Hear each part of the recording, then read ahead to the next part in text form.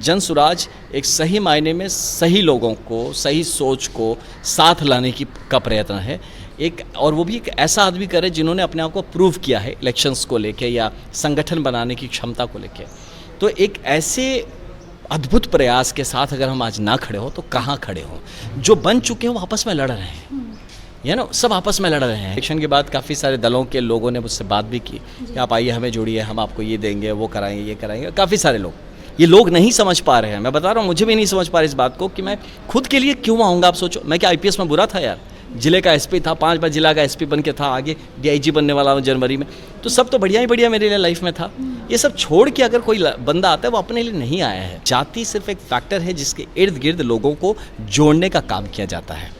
तो इसके लिए अगर पॉलिटिकल यूज़ ऑफ जाति आप देखा जाए तो हर पार्टी ने किया है। क्या भला हो गया यादव कम्युनिटी का? कोई एक परिवार ही है जो बढ़ते जा रहा है दिन पे दिन, उन्हीं के बाल बच्चों को प्रमोट करने की। ये सारे यादव हमको वोट दे दो ताकि हम अपने बच्चे को बना दे मुख्यमंत्री। भारतीय जनता पार्टी से आपको टिकट मिलने वाली थी लोकसभा चुनाव में, लेकिन नहीं मिली, इसलिए आपने निर्दलीय चुनाव लड़ा और कहीं ना कहीं आरजेडी को जितवाने का काम बक्सर में किया। ये इल्ज़ाम आप पे हमेशा लगते आया है लोकसभा चुनाव के बाद। ये नैरेटिव्स देखिए लोग बनाएंगे, जीतते आप अपने दम पे, जब दम ही नहीं है तो जीतेंगे कहाँ से, है ना? हम हरा दिए, हम इतने बड़े हैं। बहन ऐसा है कि मैं अपना आईपीएस का नौकरी छोड़ के यहाँ आरजेडी को, मतलब ये छोटी और ओछी सोच वैसे ही लोगों की हो सकती है जो बोल रहे हैं। मैं यहाँ पे बिहार के लिए आया हूँ, मैं अपने लिए नहीं। मैं तभी कोई इलेक्शन लड़ने नहीं आया था, मेरी बात ही नहीं सुना किसने कि अगर आपने बेहतर कैंडिडेट दिया होता तो मैं नहीं लड़ता वहाँ पे। जब भी कोई चीज़ खड़ा हुआ है तो पहले उसका मखौल उड़ाया गया। जब वो आता है ना तो उस पर हंसते हैं, क्या है ये सब ऐसे ही टाइम पास कर रहा है। फिर उसका क्रिटिसिज्म होता है, उसकी बुराई की जाए, जैसे मेरा हो रहा है। जैसे हंसी में उड़ा दिया गया, तुम क्या 2000 वोट नहीं मिलेंगे, क्या कर लेगा, ऐसी आया यहाँ तो आप किसी को कुत्ते को दे दोगे टिकट तो जीत जाएगा। वो सब था, इस तरह से मखौल उड़ाया जाता था कि बड़े आइन का क्या हुआ, कुछ नहीं होगा, 2000 वोट नहीं आएंगे। हाँ, और जब हो गया तो अब क्रिटिसाइज करना शुरू हुआ। नेक्स्ट स्टेज यही होता है, जन सुराज के साथ भी यही होगा, यही हो भी रहा है। मेरे बक्सर के लोगों पे मुझे इतना यकीन है कि मुझे आराम से खड़ा करके वो मुझे निर्दलीय जिता सकता है। ओके, तो मैं किसी मौके की तलाश में नहीं हूँ कि मौका मिला, मैं मौके की तलाश में नहीं हूँ कोई विधानसभा लड़ने के लिए। 29 का लोकसभा जरूर मेरी नज़र पे है, ये मैं बोलूँगा 29 का लोकसभा, क्योंकि मुझे करना है काम। नमस्कार, लाइव बिहार देख रहे हैं आप, आपके साथ मैं स्नेहा गुप्ता। आज हमारे साथ खास बातचीत करने के लिए पूर्व आईपीएस आनंद मिश्रा है। जन सुराज ज्वाइन कर लिया है और 2 अक्टूबर को प्रशांत किशोर अपनी पार्टी बनाने जा रहे हैं। सबसे पहले सर आपका बहुत बहुत स्वागत है, बात करने के लिए बहुत बहुत शुक्रिया। बहुत धन्यवाद आपका स्नेहा जी, थैंक यू। सर, सबसे पहले जन सुराज क्यों ज्वाइन किया आपने? निर्दलीय भी चुनाव लड़ा बक्सर से, बीजेपी भी आपने देखी, कहीं ना कहीं आरजेडी भी देखी, सारी पार्टियां देख ली, उसके बाद जन सुराज का रुख कैसे? क्योंकि देखिए मेरा मुद्दा सिंपल और क्लियर है कि मैं यहाँ बिहार के लिए आया हूँ और यहाँ लोग जब अपनी पार्टियों में खो जा रहे हैं ना कि मेरी पार्टी, मेरा जाति, मेरा धर्म, मेरा ये, मेरा वो, मेरा ये नेता, मेरा वो नेता, और कहीं ना कहीं थोड़ा सा वो मुझे बिहार छूटता हुआ नज़र आया। ठीक है, तो यहाँ मेरे पास ऐसी बात नहीं। इलेक्शन के बाद काफ़ी सारे दलों के लोगों ने मुझसे बात भी की कि आप आइए हमें जोड़िए, हम आपको ये देंगे, वो कराएंगे, ये कराएंगे। काफ़ी सारे लोग, तो मैं उनसे बहुत धन्यवाद देता हूँ सबका कि सबने सोचा, सच में धन्यवाद देता हूँ। लेकिन आज की स्थिति पे, आज इतिहास के इस घड़ी में अगर आप आज ये बात मेरी आपको भी नहीं शायद अप्रिशिएट कर पाएंगे, दर्शक भी ना कर पाए। 10 साल बाद जब पीछे मुड़ के देखेंगे, ये वक्त 2024-25 का ये वक्त जब बिहार पुनर्गठित हो रहा था, तब हम लोग कौन कहाँ थे और क्या क्या कर रहे थे।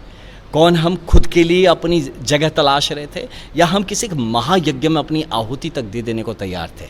तो आप ऐसा मान लीजिए कि इस महायज्ञ में मैं अपनी एक आहुति एक ऐसे यज्ञ में, इस ऐसे यज्ञ स्थली पे देना चाहता हूँ जो मैं मानता हूँ। ये तो देखिए हम सब अपने अपने मान से चलते हैं, हम क्या मानते हैं। मैं मानता हूँ कि जन सुराज एक सीरियस टॉपिक लेके निकला हुआ है। जन सुराज एक सही मायने में सही लोगों को, सही सोच को साथ लाने का प्रयत्न है। एक और वो भी एक ऐसा आदमी करे जिन्होंने अपने आप को प्रूव किया है इलेक्शंस को लेके या संगठन बनाने की क्षमता को लेके। तो एक ऐसे अद्भुत प्रयास के साथ अगर हम आज ना खड़े हो तो कहाँ खड़े हो। जो बन चुके हैं वो आपस में लड़ रहे हैं, यह ना सब आपस में लड़ रहे हैं कि हमको ये बना दो, हमको वो बना दो। हमसे भी जो बात की है ना, किसी ने मुझसे नहीं बोला कि आइए आप हमारे संगठन के लिए काम करिए, आइए आप बिहार के लिए काम करिए। सब आते हैं, आपको ये बना देंगे, आपको वो बना देंगे। मैं कहा यार, ये लालच की बुनियाद पे खड़ा होने वाला लीडरशिप कैसे बिहार के लिए काम करेगा?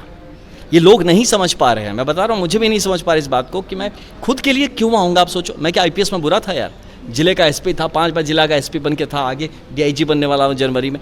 तो सब तो बढ़िया ही बढ़िया मेरे लिए लाइफ में था। ये सब छोड़ के अगर कोई बंदा आता है वो अपने लिए नहीं आया है। इसीलिए आज के दिन पे मेरे लिए या मेरे जैसे मेरी मानसिकता के किसी के लिए जनसुराज के अलावा दूसरा ऑप्शन बिहार में नहीं है।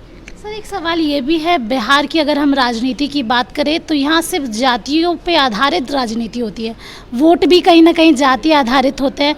आपको ऐसा लगता है कि जनसुराज एक नई मुहिम लेके आया है, तो क्या बिहार की ये मानसिकता और ये चलन जो है बदलेगा, या फिर जनसुराज फिर वही आरजेडी बीजेपी या फिर अलग दलों जैसा ही हो जाएगा? देखिए, जाति जो है ना, ये हमारे समाज का अनफॉर्चुनेटली आज एक समाज जो संगठित है या जो हमारा समाज जो बना हुआ है जिस तरह से, तो हमारी जाति एक फैक्टर बन गया जिसके इर्द गिर्द लोग जुड़ रहे हैं।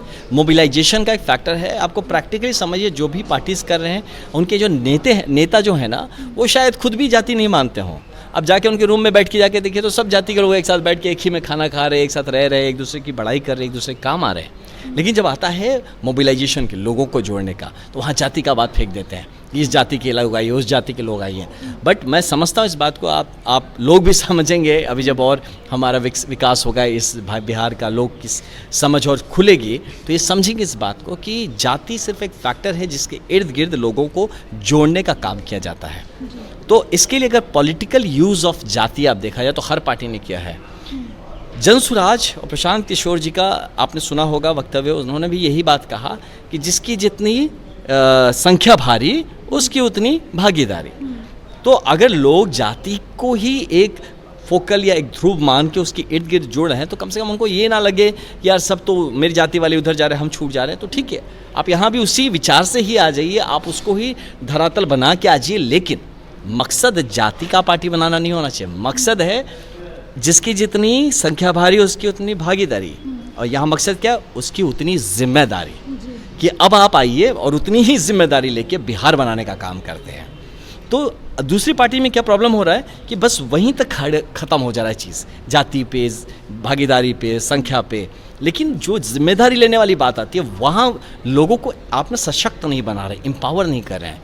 अब आप देख लीजिए कि अब यादव कम्युनिटी में ही क्या भला हो गया यादव कम्युनिटी का, कोई एक परिवार ही है जो बढ़ते जा रहा है दिन पे दिन, उन्हीं के बाल बच्चों को प्रमोट करने की, ये सारे यादव हमको वोट दे दो ताकि हम अपने बच्चे को बना दें मुख्यमंत्री। तो ऐसे ही अलग अलग जातियों में है, हमारी जाति का है, इसकी जाति का, हमसे भी बक्सर में लड़ा, अरे भैया आप लोग ब्राह्मण आपस में लड़ जाएंगे, ये होंगे। यार मैं कहा, ये मतलब इस सोच से निकल नहीं पा रहे थे लोग। अनफॉर्चुनेटली शायद समझेंगे जब वक्त आएगा ना, जब ये बात समझ में आएगा कि आपके बच्चे को उसके योग्यता के हिसाब से समाज में जगह मिलेगा या दुनिया में जगह मिलेगा। जाति से किसको जगह मिलता हो आपने देखा आज बताइए, पॉलिटिक्स के अलावा?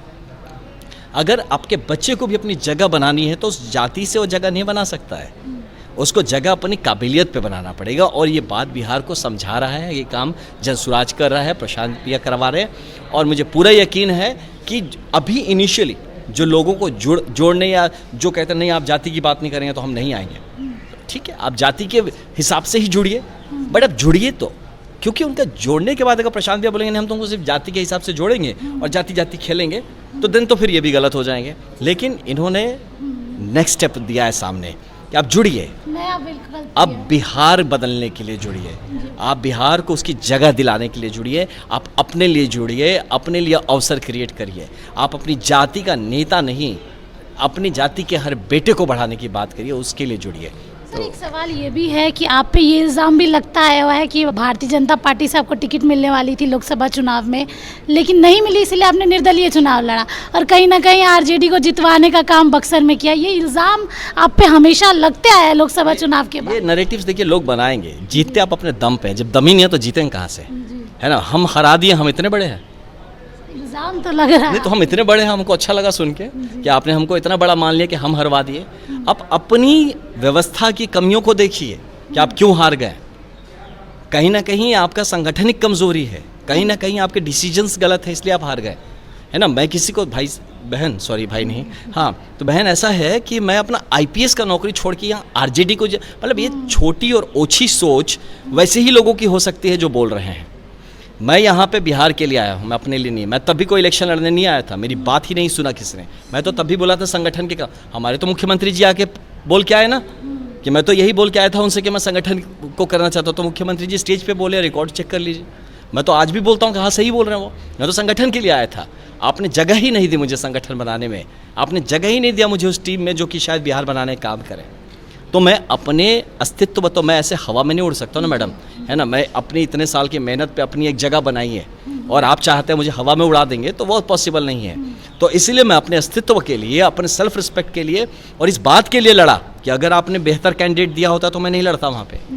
आप आदमी भी ऐसा चुन चुन के भेजते हैं कि जो कि मतलब प्रूवन है कि भैया परफॉर्मेंस का लेवल क्या है वो प्रूवन है, और आप चाहते हैं कि मैं अलाउ कर दूं कि आइए आप मेरी धरती को इस तरह से बर्बाद कर दीजिए, आप मेरे क्षेत्र को जितना गत्र में जा रहा है उसको और भी आप जाने दीजिए। तो इसलिए मेरा खड़ा होना ज़रूरी था। जिसको जो समझना है समझिए, जिसको जो मानना है मानिए, आपको जो विवेचना करना है करिए। मुझे पता है मैं क्यों आया हूँ, मुझे पता है मैं क्यों लड़ रहा हूँ, तो इसीलिए मैं खुद को जवाब देने के लिए हूँ और उन 50,000 लोगों को जवाब देना मेरी जिम्मेदारी जिन्होंने मुझे वोट दिया है, और उनके लिए मैं हमेशा खड़ा रहूँगा। बाकी जो है अपना इंटरटेनमेंट के लिए कोई कुछ भी कह ले। आखिरी सवाल मेरा ये रहेगा कि पप्पू यादव की बात कर ले हम या विपक्षी नेताओं की, सत्ता नेताओं की बात कर ले, वो लोग ये कहते हैं कि जन सुराज जो है बस एक ऐसा ही चलता फिरता प्लेटफॉर्म है जिसका कोई अस्तित्व नहीं है। प्रशांत किशोर जी, नरेंद्र मोदी जी, नीतीश कुमार जी सबके साथ मिली भगत करके आए और फिर जब कुछ नहीं मिला तो जन सुराज बना लिए।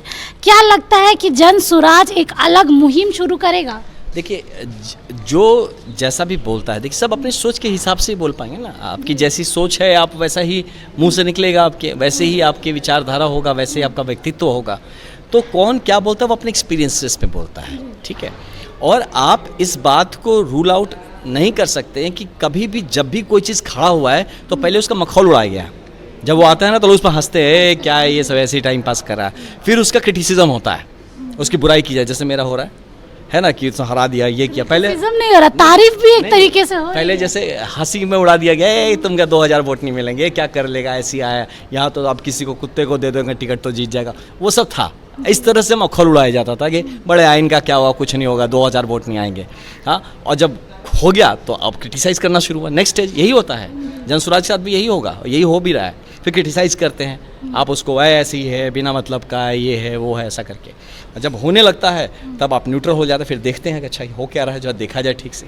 जब देखते हैं नहीं यार ये तो सही कर रहा है तो आप उससे जुड़ते हैं, आप उसको जुड़ने की कोशिश करते हैं, जुड़ते हैं, और उसके अंत में जाके आप उसके सपोर्टर बन जाते हैं, उसको अप्रिशिएट करते हैं। तो ये एक जैसा साइकिल होता है ना किसी चीज़ का बढ़ने का, तो हर एक संगठन का, हर एक इंडिविजुअल का यही साइकिल है। तो जनसुराज जो साइकिल से जा रहा है, जिससे आपने कहा ना वो बोल रहे हैं कुछ नहीं है, ये नहीं है, वो नहीं, मन में पूछिए उतर के कि क्या है, नहीं है, उनको भी पता हो गया है, लेकिन बिहार की अलग पार्टी हो गई। द मोमेंट कोई आपके बारे में बात कर रहा है मतलब आपने उस पर असर किया है, तभी तो आपके बारे में बात कर रहा है। नहीं, अगर आपके बारे में आपने असर ही नहीं किया तो स्नेहा जी को मैं जानता ही नहीं हूँ, मैं कौन स्नेहा जी है, क्या है, क्यों बात करूँ मैं स्नेहा जी के बारे में। अब स्नेहा जी ने असर किया है इसलिए स्नेहा जी की बात उठ रही है, वो चाहे आपकी तारीफ हो और चाहे आपकी बुराई हो।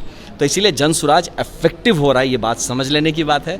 और जो इसमें सोच रहे हैं कि इसको प्ले कर रहे हैं ऐसे कि नहीं ये कुछ नहीं करेगा, तो अच्छी बात है, आप उसी सोच में रहिए। लेकिन जो लोग सच में इस बात को समझ रहे हैं कि जनसुराज एक मुहिम है, एक आज के बिहार में, आज के दिन में जनसुराज से कोई बेहतर प्लेटफॉर्म अगर है, आप हमको समझवा दीजिए, इस बात को लॉजिकली समझवा दीजिए कि नहीं जनसुराज से ये प्लेटफॉर्म ज़्यादा बेहतर है, तो हम मान लेंगे। और जो भी ये क्रिटिसिज्म करे तो उन्हीं से पूछ लीजिए ना आप कि अच्छा ठीक है ये ख़राब है तो अच्छा क्या है वो बताओ, व्हाट इज़ द, है ना। और फिर आप कंपेयर कर लीजिए। इसीलिए ऐसी बातों में जो हमारे साथ जुड़ना चाहते हैं, कम से कम ऐसी बातों पे उनको ध्यान नहीं जाना चाहिए और ये समझना चाहिए बहुत बड़ा मुहिम शुरू हो रहा है। और बिहार के इतिहास में ये हमेशा स्वर्णिम अक्षरों में, यही जो पीला रंग है, स्वर्णिम जो कलर है, यही स्वर्णिम अक्षरों में इसका इतिहास हमेशा रहेगा। और हम सारे लोग इसी बात को समझ के, सोच के और इस यकीन के साथ जुड़े हुए हैं कि जिस बात पे हम जुड़े हैं ये हमेशा कायम रहेगा और हम लगातार बिहार और बिहारियों के हित में काम करते हैं। अगर विधानसभा चुनाव लड़ने का मौका मिला, मतलब कैंडिडेट आपको उतारा गया जनसुराज की तरफ से, क्या आप लड़ेंगे? देखिए मैं आपको बताऊँ एक बात, मैं चाहूँ ना तो मैं लड़ सकता हूँ। मैं इतना कॉन्फिडेंट हो गया हूँ और मेरे बक्सर के लोगों पे मुझे इतना यकीन है कि मुझे आराम से खड़ा करके वो मुझे निर्दलीय जिता सकता है। ओके, तो मैं किसी मौके के तलाश में नहीं हूँ कि मौका मिला, मैं मौके की तलाश में ही नहीं हूँ कोई विधानसभा लड़ने के लिए। 29 का लोकसभा जरूर मेरी नज़र पे है, ये मैं बोलूँगा 29 का लोकसभा, क्योंकि मुझे करना है काम, वो मेरी नज़र में ज़रूर है, बट ये विधानसभा मेरी नज़र पर नहीं है। हाँ, भैया ने इतना बड़ा काम शुरू किया, 243 सीटों पर मेहनत करना चाहता हूँ। मैं चाहता हूं कि 243 सीटों पे एक पूरी का पूरा इस तरह का व्यवस्था बदल जाए कि जो मिल के ये जो लीडर्स उभर के आए वो सच में जन सुराजी हों, जो सच मायने में बिहार के लिए आए हों, खुद के लिए ना आए हों। और हम सब मिल के जब बिहार को बदलता देखेंगे तो उस बिहार की बात मैं 2029 में जाके लोकसभा में रखने के लिए उसकी तैयारी ज़रूर रखूँगा। तो देखिए हमारे साथ खास बातचीत करने के लिए आनंद मिश्रा थे। सीधे तौर पे आपको बता दें कि 2 अक्टूबर को प्रशांत किशोर अपनी पार्टी का ऐलान करने जा रहे हैं, ठीक विधानसभा चुनाव के 1 साल पहले। अब देखना होगा कि 2 साल की पद यात्रा कितनी रंग लाती है और किस तरीके से जो युवा जुड़ रहे हैं वो बिहार को बदलते हैं। आप बने रहिए हमारे साथ, तब तक के लिए बहुत बहुत शुक्रिया।